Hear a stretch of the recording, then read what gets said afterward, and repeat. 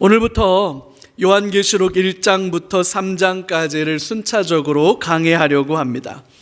요한계시록은 소아시아 7교회들에게 보내진 편지 형식으로 기록된 성경입니다. 때문에 소아시아 7교회들에 대한 말씀을 중심으로 강해를 하려고 합니다.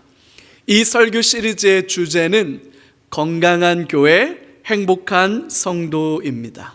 그래서 이렇게 뒤에 배너도 좀 바꿨어요. 건강한 교회, 행복한 성도. 지난해 제가 동사 목사로 부임해서 원로 목사님과 함께 주일 설교를 한 주씩 돌아가면서 섬길 때 이미 제가 이 주제, 이 시리즈를 몇 주 말씀을 나누었던 적이 있습니다. 건강한 교회와 행복한 성도는 제가 가진 목회 철학입니다. 교회를 건강하게 세워가는 것이 제가 가진 목회의 비전이에요. 우리 수원 3일교회가 하나님의 말씀의 토대 위에서 건강하게 세워질 수 있기를 기도합니다. 우리 교회와 같은 건강한 교회들이 여기저기에 더 많이 일어나게 되기를 소망해요. 여건과 상황을 허락해 주신다면 이 땅에 더 많은 건강한 교회들을 개척해낼 수 있는 교회가 됐으면 좋겠어요. 하나님께서 우리 교회에게 은혜 주셔서 버든의 3일교회를 개척하게 하셨잖아요. 불과 몇 년 전에 버든의 3일교회를 개척하게 하셨는데 그 교회가 이제 원래 자립을 앞두고 있습니다. 그 교회가 이제 장로님도 장립해서 세우려고 준비하는 중에 있어요. 여러분, 어디 가서 이런 일들은 자랑하셔도 됩니다. 우리 수원 3일교회가 어디 가서 자랑하셔도 될 만한 참 귀한 일이에요. 교회를 개척하고 개척한 교회가 자립해서 스스로 설 수 있는 교회가 된다는 건 여러분 이 땅에 얼마나 귀한 일인지 모릅니다. 저는 그런 꿈도 꿔봐요. 어디 신도시가 생긴다면, 우리 교회 주변에 신도시가 생긴다면 그 신도시에 우리 수원 3일교회 같은 건강한 교회를 개척해낼 수 있는 그런 교회가 됐으면 좋겠어요. 할렐루야. 뿐만 아니라 세계와 열방 가운데 땅끝까지 이런 건강한 교회를 세워낼 수 있는 그런 선교적 꿈을 꿉니다.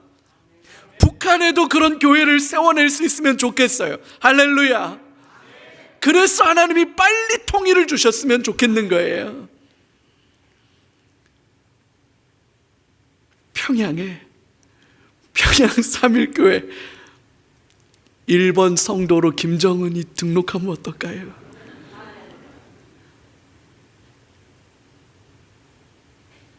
꿈꾸는데 세금 안 들어가요.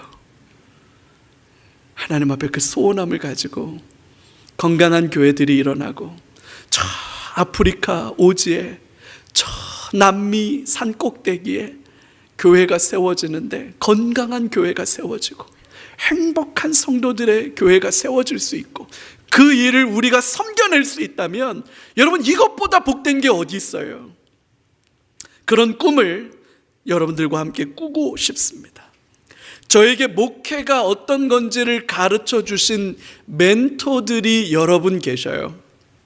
그 중에서 두 분의 목사님이 참 특별한데요. 이분들의 곁에서 목회를 배울 수 있었다는 것 자체가 저에게는 너무나 큰 축복입니다. 한 분은 온누리교회 하용조 목사님이세요. 제가 신대원 2학년 때부터 졸업하고 목사 안수를 받기 전까지 온누리교회 대학부에서 교육전도사로 그리고 전임전도사로 섬겼던 경험을 가지고 있습니다. 그 시절에 청년부 리더로 섬기고 있던 제 아내를 만나서 결혼했어요. 그래서 저는 온누리교회가 저에게 밧단아람과 같아요. 야곱이 라반의 집에 가가지고 라헬을 얻기 위해서 그렇게 기도했던 것처럼 제가 그 교회에서 제 아내를 데리고 탈출했습니다. 하용조 목사님은 교회를 향한 멈추지 않는 꿈을 꾸셨던 분이에요. 그래서 예수님께서 원하시는 바로 그 교회라는 꿈을 가지고 사도행전 29장을 써 내려가자라고 하는 교회에 대한 비전을 가지고 계셨던 분이죠. 사도행전 29장을 쓴다는 게 뭔 말이야 하시는 분들 계실 텐데, 여러분, 사도행전은 바울 사도가 로마에 도착하는 내용을 기록하고 있는 28장으로 끝납니다. 근데 사도행전 28장은 사실은 급하게 마무리가 돼요. 바울 사도가 로마에 도착했으니까 이제 제국의 수도인 로마에서부터 이제 땅끝 서바나, 스페인이죠. 스페인까지 어떻게 복음을 들고 갈 것이냐라고 하는 요 얘기가 펼쳐지는 게 중요한데, 그 얘기는 쏙 빼지고 로마에 도착하고 감옥에 갇히는 내용들까지만 기록되어져 있고, 사도행전 28장이 급 마무리가 되는 거죠. 그래서 29장은 이제 저와 여러분들이 써내려가야 할 내용이다. 그래서 우리가 새롭게 사도행전 29장을 써내려갑시다. 그래서 Acts 29, 사도행전 29장을 써내려가자는 비전을 가지고 온누리교회를 목회하셨던 분이에요. 하나님께서 하용조 목사님을 통해서 허락해 주신 목회 철학과 비전을 목사님 곁에서 함께 꿈꾸고 배워갈 수 있었던 것은 저에게 너무나도 큰 축복이었어요. 저에게 목회에 대한 지대한 영향을 준 멘토 중에 또 한 분은 사랑의 교회 오카는 목사님이십니다. 한 사람 한 사람을 예수님의 온전한 제자로 세워내는 것에 대한 진지한 꿈을 꾸셨던 분이에요. 말씀을 연구하고 그 말씀을 살아내고 그 말씀을 성도들에게 나누는 것에 대해서 엄청난 열정을 가지셨던 분이에요. 그래서 주일 설교를 하는 담임 목사가 주일 설교를 준비할 때 적어도 일주일에 20시간 이상을 설교에 올인하지 않으면 강단에 서지 마라. 준비도 제대로 하지 않고 강단에 올라가는 것은 하나님 앞에 죄다. 그렇게까지 말씀하시던 분이셔요. 일주일에 20시간을 주일 설교를 위해서 시간을 쓴다면 여러분, 하루에 8시간을 꼬박 3일 정도를 주일 설교를 위해서 준비해야 된다. 그런 말씀이세요. 그 정도로 엄청난 열정을 가지고 성도들에게 말씀을 연구하고 말씀을 살아내고 그 말씀을 나누는 것에 열정을 가지셨던 분이거든요. 대학생 시절에 사랑의 교회 대학부를 다니면서 오카는 목사님 설교를 통해서 저는 신앙의 본질이 뭔지를 배우게 됐던 것 같아요. 이후로 목회자가 돼서 다시 사랑의 교회를 섬기면서 목사님께서 남겨놓으셨던 제자 훈련이라고 하는 그 가치가 얼마나 소중하고 귀한 것인가를 발견할 수 있는 시간이 됐어요.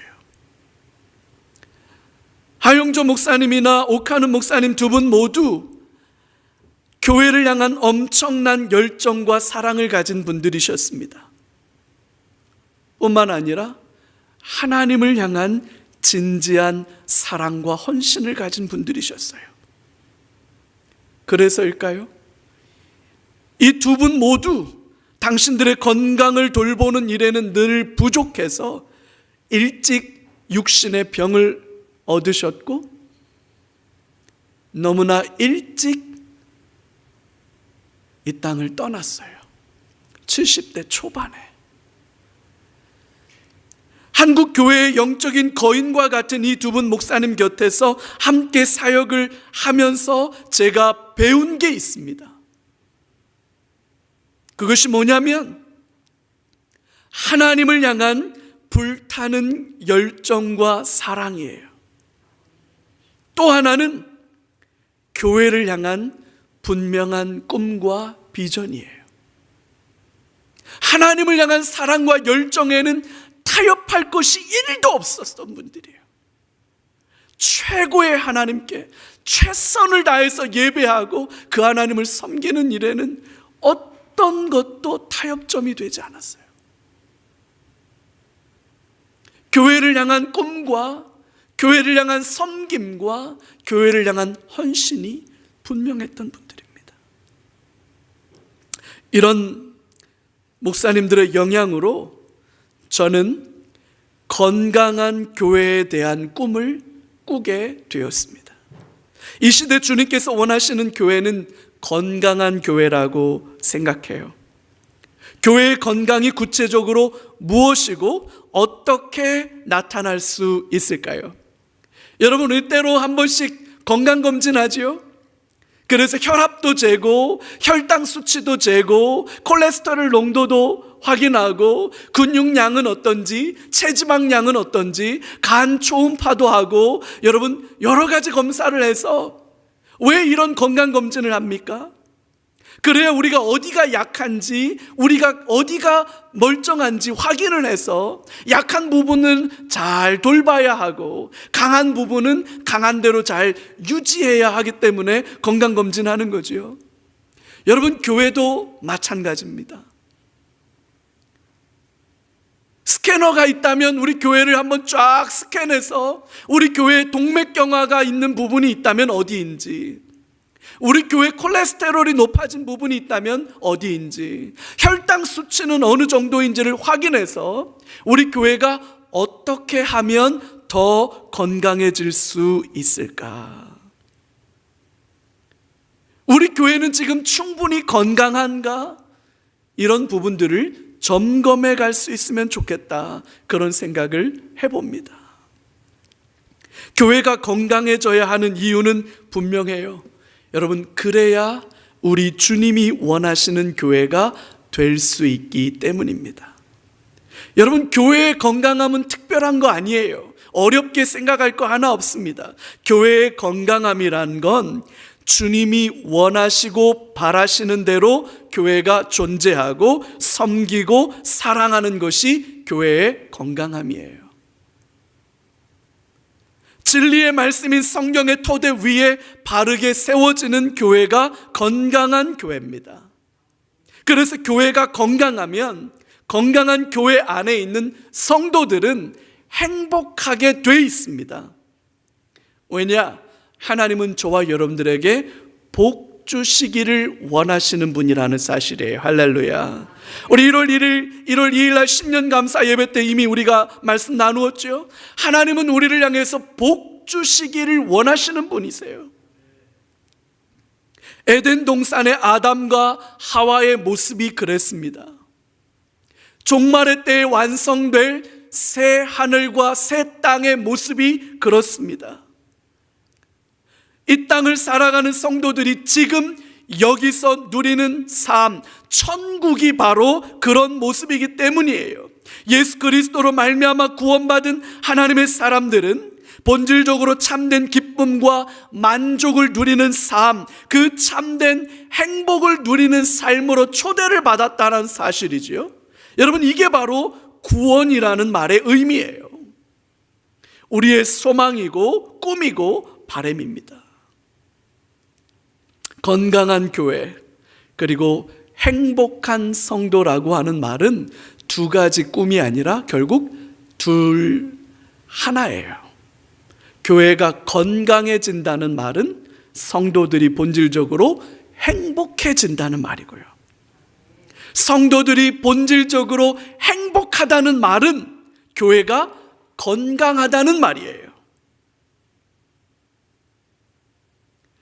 하나님이 흙으로 사람을 만드시고 그 코에 생기를 불어넣어 주신 다음에 사람이 되었어요.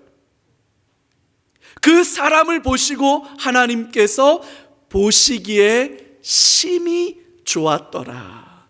메오드 토브, 이렇게 말하거든요. 이 보시기에 심히 좋았더라 라고 하는 그것이 바로 행복이에요, 여러분.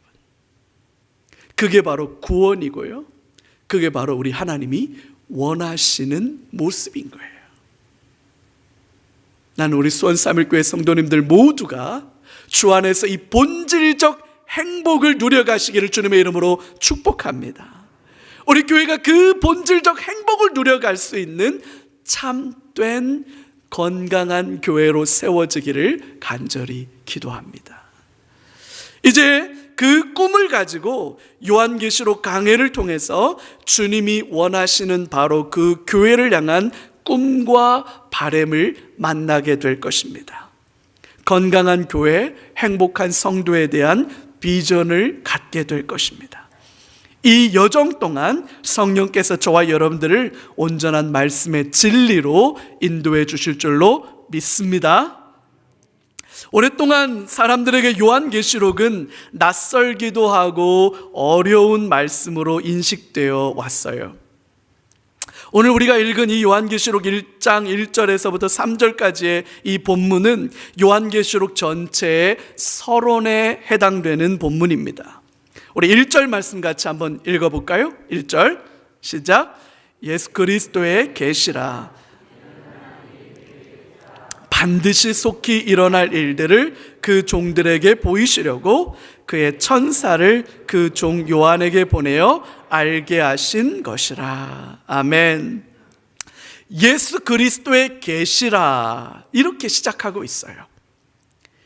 예수 그리스도의 계시라고 하는 말은 두 가지 의미를 가지는 말이겠죠. 하나는 예수님께서 교회의 주인이 되셔서 당신의 교회들에게 주시는 말씀이다, 그런 의미가 있는 거고, 또 하나는 예수 그리스도에 대해서 주시는 계시의 말씀이다, 그런 의미가 있다. 이렇게 두 가지로 이해할 수 있을 거예요. 결국 요한계시록의 핵심 주제는 뭡니까? 예수 그리스도이십니다. 성경 전체의 핵심 주제도 예수 그리스도시죠. 결국 우리가 성경을 읽고 성경을 묵상해야 하는 이유는 여러분 단순합니다. 왜 우리가 성경 통독을 해야 합니까? 왜 우리가 성경을 묵상해야 합니까? 그 이유는 너무나도 분명해요. 예수님을 알아가야 하기 때문입니다. 우리는 예수님을 아는 만큼 예수님을 사랑하게 되는 거거든요. 결국 성경을 읽고 말씀을 묵상해야 하는 이유는 단순해요. 예수님을 알고 예수님을 아는 만큼 예수님을 사랑하게 되는 거, 그게 우리가 말씀을 읽고 말씀을 묵상해야 하는 이유인 거죠. 그래서 여러분 3절 말씀이 중요하게 우리들에게 주어졌습니다. 같이 한번 읽을까요? 이 예언의 말씀을 읽는 자와 듣는 자와 그 가운데 기록한 것을 지키는 자는 복이 있나니 때가 가까움이라. 아멘. 말씀을 읽는 것과 듣는 일에 우리는 분발해야 합니다. 말씀을 읽고 말씀을 듣는다는 그 의미는 말씀을 묵상하고 말씀을 깨닫는다라는 의미가 될 거예요. 말씀을 묵상하고 말씀을 깨닫는다는 것은 말씀을 살아낸다는 의미지요. 그래서 이 말씀은 읽고 묵상하고 살아낸다, 이렇게 정리할 수 있을 겁니다. 누가 복된 자냐? 누구에게 하나님의 복이 임하느냐? 단순하고 명확합니다. 복잡하고 어렵게 생각할 거 하나도 없습니다. 여러분, 신앙생활에 대해서, 신앙의 본질에 대해서 여러 가지 얘기할 이유가 없습니다. 단순합니다. 여러분, 신앙은 단순해요. 하나님의 말씀을 읽는 겁니다. 하나님의 말씀을 묵상하는 겁니다. 깨닫는다는 말이지요. 이해한다는 말이지요. 깨닫고 이해한다는 게 무슨 말이냐? 말씀을 살아낸다는 뜻이에요.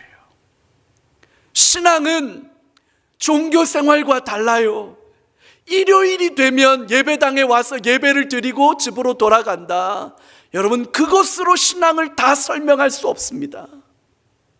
신앙의 본질은 말씀을 읽고 그 말씀을 깨닫고 그 말씀을 살아내는 데 있는 겁니다. 그래서 저는 기독교를 종교라고 말하기보다는 이건 신앙이다, 그냥 진리의 삶의 체계다, 이렇게 말하는 게 저는 옳다고 생각하는 사람이에요.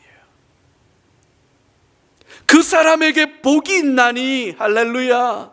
진정한 행복은 어디에서 옵니까? 삶의 만족은 어디에 있습니까? 삶의 기쁨은 어디에 있습니까? 로또에 당첨돼서 복권이라고 하죠. 복권을 당첨되면 복이 있는 겁니까? 아닙니다. 돈이 많아지면 복이 있는 겁니까? 지위가 높아지고 명예가 많아지고 인기가 많아지면 복이 있는 겁니까? 물론 그것들이 우리의 삶을 평안하게 해주고 편리하게 해주고 만족스럽게 해주는 게 없지 않지요. 우리의 삶에 이것을 무시할 수 없을 겁니다. 그러나 여러분, 본질적으로 저와 여러분들의 삶을 행복으로 이끌어내는 것은 하나님의 말씀인 줄로 확신합니다.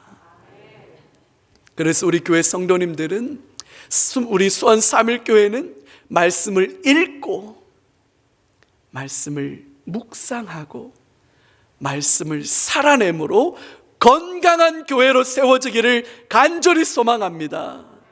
그래서 우리 성도들 모두가 본질적인 행복과 만족과 기쁨을 누려가실 수 있기를 주님의 이름으로 축복합니다. 여러분, 이게 우리 신앙의 본질이고요, 이게 우리 신앙의 정체성이에요. 근데 오늘 1절 말씀에 우리가 눈여겨봐야 할 단어가 하나 있어요. 그건 계시라는 단어예요. 계시, 아포칼립시스라고 하는 단어인데요, 일반적으로 이 말은 묵시라고 번역되는 단어예요.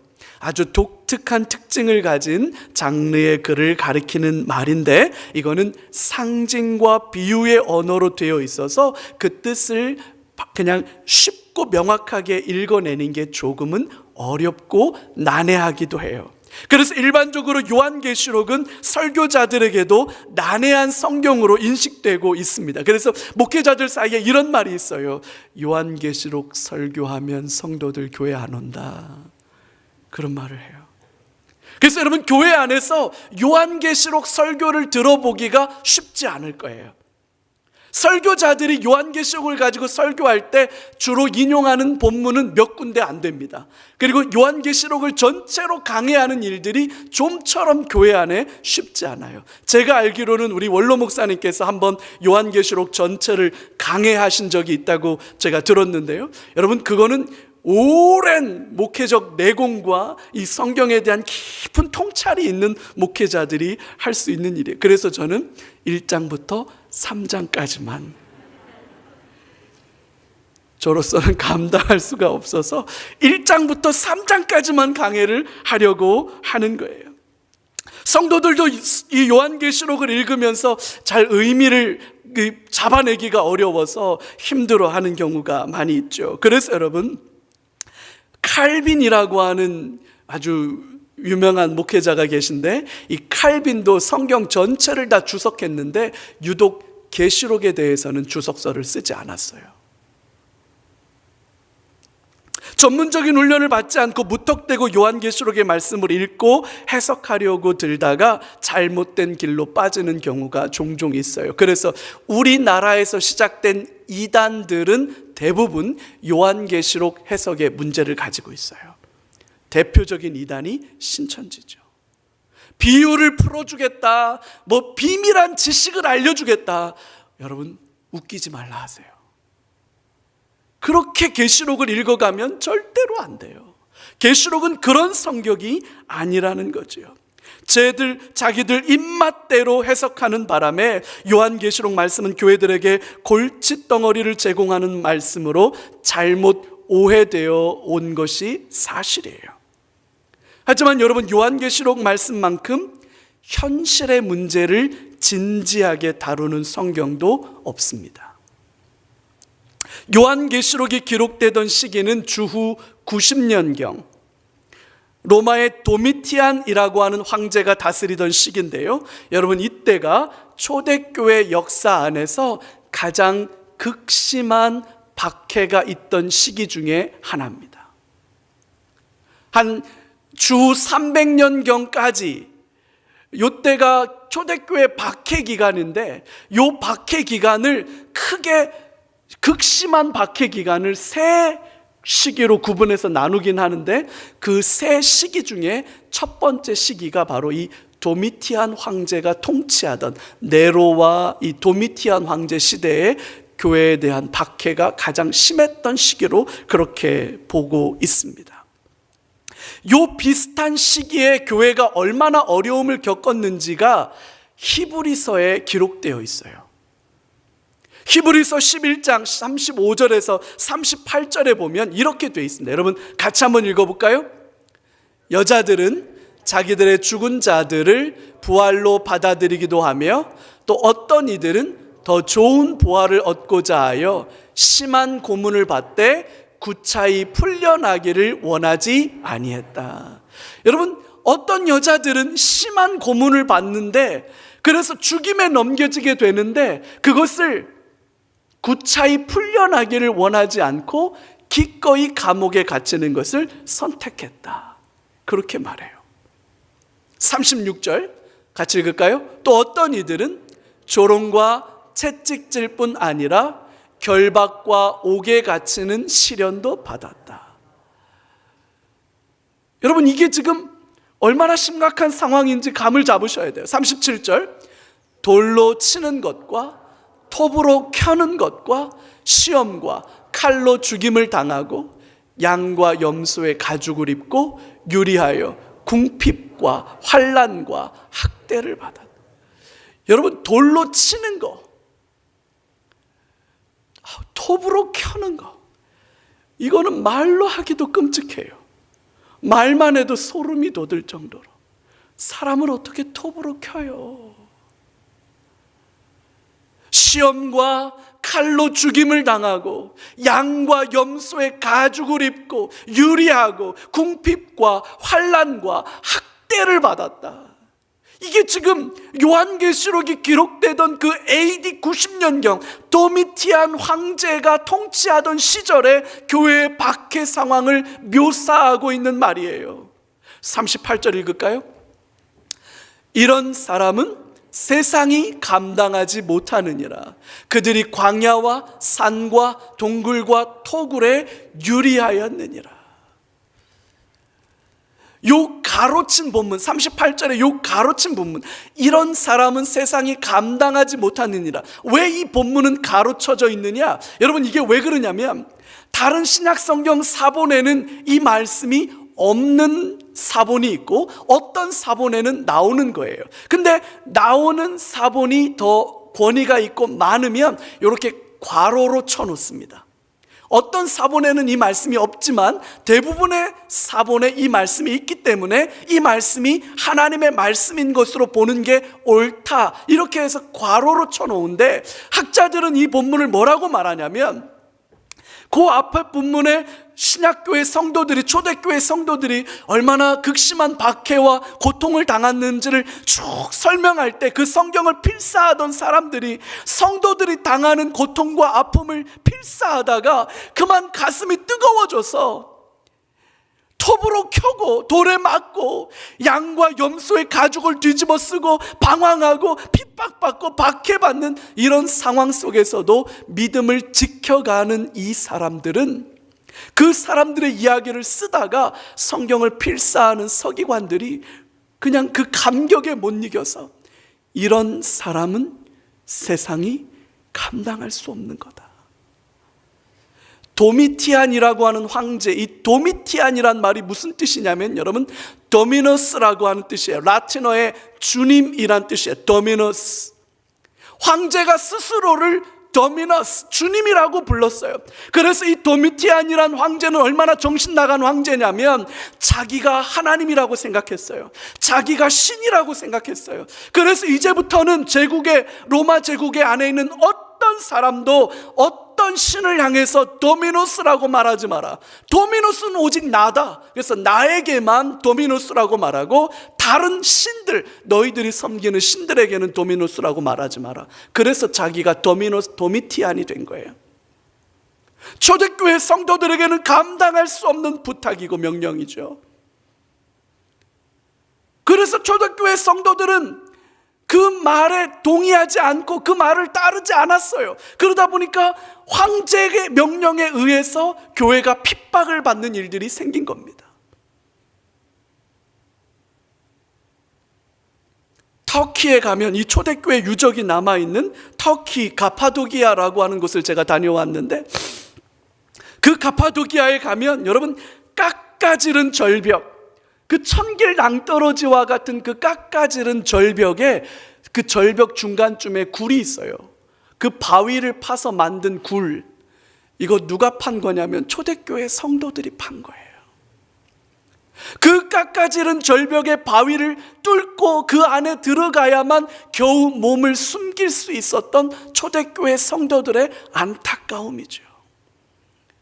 데린구유라고 하는 지역에 가보면 성도들이 땅을 파고 지하에 생활시설을 만들어 놨는데, 얼마나 땅을 파고 들어가서 그 땅 속에다가 살면서 그 땅 속에서 믿음을 지켰던 성도들의 그 박해와 핍박을 피해서 땅 속으로 들어가서 살아낼 수밖에 없었던 성도들의 아픔이 녹여져 있어요.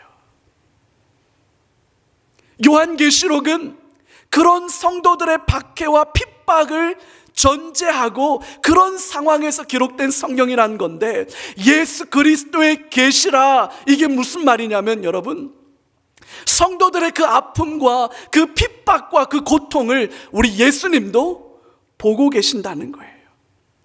알고 계신다는 거예요. 땅을 파서 지하의 생활 공간을 그곳으로 몸을 피해야만 하는 그 성도들의 고통과 아픔과 절망과 좌절을 우리 주님이 보고 계신다는 거죠. 그래서 여러분, 우리 주님이 그 성도들을 향한 불붙는 사랑 때문에, 고통당하고 있는, 아파하고 있는, 힘들어하고 있는 성도들에 대한 그 뜨거운 사랑 때문에 이 요한계시록을 주고 계시는 거예요. 그래서 여러분, 오늘 이 1절 말씀을 다시 한번 보면 이렇게 되어 있습니다. 예수 그리스도의 계시라, 이는 하나님이 그에게 주사, 그 다음에요, 반드시 속히 일어날 일들을, 이렇게 표현하고 있어요. 반드시와 속히라고 하는 부사를 연거푸 사용해 놨어요. 반드시라고 하는 부사에 강조점을 두고 읽으면 이 본문은 이렇게 읽혀지는 거예요. 반드시 일어날 일들에 대한 계시의 말씀이다. 왜 이렇게 말하는 걸까요? 고통당하는 성도들을 향한 우리 주님의 불붙는 사랑이 여러분 느껴져야 돼요. 아파하는 성도들의 아픔을 향한 주님의 열심이 여러분 이 본문 안에서 느껴져야 돼요. 반드시 될 일이다. 내가 반드시 개입할 거다. 내가 반드시 너희를 붙들어 줄 거다. 내가 반드시 악한 세상을 이길 거다. 내가 반드시 너희를 건져낼 거다. 반드시 너희로 승리하게 할 거다. 여러분, 그런 얘기가 되는 거예요. 왜 우리 주님이 이 반드시라고 말하고 있느냐? 성도들의 아픔, 그 핍박당하는 성도들의 고통을 우리 주님이 견딜 수 없어서 이렇게 말씀하고 계시는 거예요.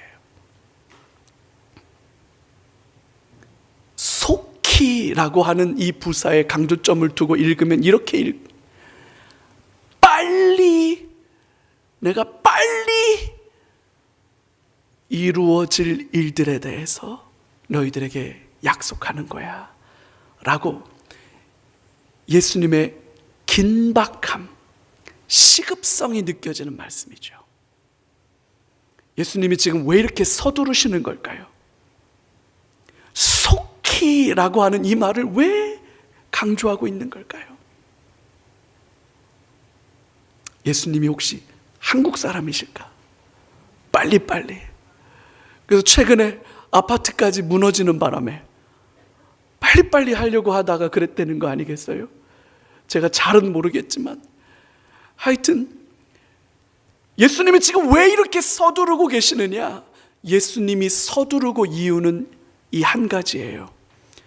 고통당하는 성도들의 그 고통, 핍박받고 있는 교회들의 그 아픔을 우리 주님이 함께 아파하고 있다는 뜻이에요. 우리 주님이 그 아픔을 해결하기를 원하신다는 그 마음이 절절히 녹아져 있는 말이 바로 이 말씀인 거죠. 여러분, 때때로 우리는 너무나 절박한데 하나님은 우리의 절박함과는 달리 하나님의 응답이 당장 이루어지지 않을 때가 있습니다. 상황과 환경 때문에 마음이 급하고 당장 숨이 넘어갈 것 같은 어려운 일들을 겪고 있는 분들이 계실 줄 압니다. 여러분, 염려하지 마시기 바랍니다. 우리 주님이 속히 역사해 주실 줄로 믿습니다. 우리 주님도 마음이 급하신 거예요. 여러분, 근데 모든 일들은 순서가 있죠. 때가 있습니다. 비록 더디되는 것 같아도 하나님의 시간이, 하나님의 방법이, 하나님의 일하심이 가장 정확하고 완전한 것입니다. 할렐루야. 우리가 이 부분을 온전히 믿고 신뢰할 수 있기를 바랍니다. 그래서 결과적으로 3절의 말씀이 또다시 주목해서 봐야 할 말씀이에요. 같이 한번 읽을까요? 이 예언의 말씀을 읽는 자와 듣는 자와 그 가운데 기록한 것을 지키는 자는 복이 있나니. 뭐라고요? 때가 가까움이라. 할렐루야. 우리 주님 오실 날이 멀지 않았습니다. 이 시대를 살아가지만 우리는 영원을 바라보고 사는 사람들입니다.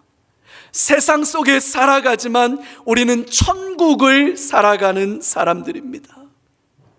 약한 자 같으나 강한 자이고 가난한 자 같으나 부유한 사람들입니다. 왜냐하면 교회의 주인이 예수 그리스도이시기 때문에 그렇습니다. 예수님 안에 있는 강함과 부요함을 온전히 누리게 되므로 우리 교회가 건강한 교회가 세워지기를, 저와 여러분들의 삶이 진정으로 행복을 누릴 수 있게 되기를 간절히 소망합니다. 반드시 속히 될 일들을 말씀해 주시면서 이 말씀을 읽고 이 말씀을 듣고 이 말씀 가운데 기록된 것을 지켜 행하는 자들에게 복을 주시는 우리 주님의 은총이 저와 여러분들의 삶에 넘쳐나게 되기를 주님의 이름으로 축복합니다. 우리 주님 다시 오실 날이 멀지 않았습니다. 여러분, 땅 보고 살지 마시고 하늘 바라보고 살아요. 우리 이 땅을 바라보고 살지 말고 하나님 바라보고 살아요. 그게 믿음이에요. 그게 신앙입니다. 주 안에서 사랑하는 여러분, 하늘 바라보고 살아요.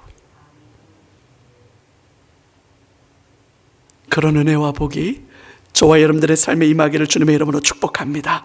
우리 같이 한번 기도하죠.